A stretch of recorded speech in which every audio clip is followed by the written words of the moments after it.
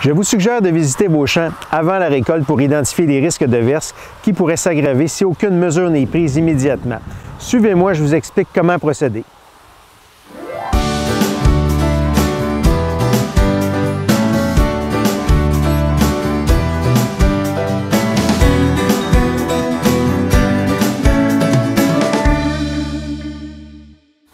En premier, il est important de savoir que les problèmes de verse se divisent en deux catégories.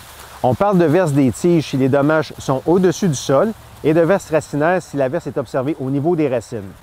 La verse des tiges est un problème qu'il est important d'évaluer avant la récolte afin de réduire les risques de perte de rendement. Différentes causes peuvent expliquer la verse des tiges dans le maïs. Parmi celles-ci, on retrouve la cannibalisation, qui est un phénomène que l'on observe particulièrement les années sèches. La cannibalisation apparaît souvent quand des hybrides de maïs vigoureux produisent rapidement de gros épis. En fin de saison, les grains qui approchent de la maturité accumulent des sucres à un rythme tel que le reste du plant risque de manquer de nutriments.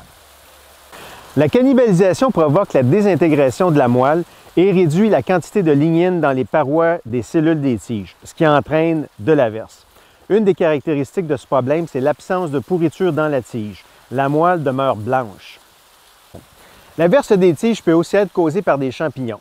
Les trois champignons les plus communs sont l'anthracnose, le gibberella et le fusarium. Bien que la gravité des maladies varie chaque année, les plantes deviennent particulièrement vulnérables à l'infection les années qui sont favorables à la cannibalisation.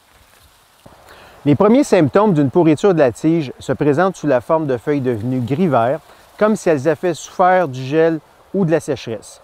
Les feuilles virent au brun en quelques jours seulement. Les nœuds inférieurs passent du vert au brun foncé et deviennent spongieux. Ils s'écrasent facilement.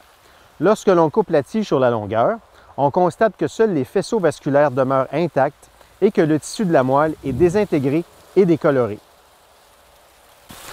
Le développement des pourritures de la tige est favorisé par des conditions météorologiques propices à la formation des grains en début de saison et par des stress en fin de saison, comme un excès ou un manque d'humidité.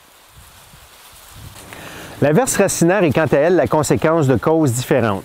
Un semis réalisé trop en surface ou dans des conditions inadéquates, telles des sols trop humides ou compactés, limiteront le développement des racines des plants et rendra ceux-ci plus sensibles au vent. Les dommages de la chrysomèle des racines du maïs est aussi une cause importante de verse racinaire et son intensité varie selon la présence des insectes d'une année à l'autre. De nombreux cas ont d'ailleurs été observés cette saison. Dans cette situation, une rotation des cultures ou le semis d'hybrides pourvu d'une protection contre la chrysomèle constitue un bon moyen de contrôle. Pour déterminer les risques de verse, il existe deux méthodes de dépistage qui sont utiles à savoir pour déterminer l'urgence de récolter un champ. Commencez par choisir 20 plants au hasard dans 5 zones du champ pour un total de 100 plants.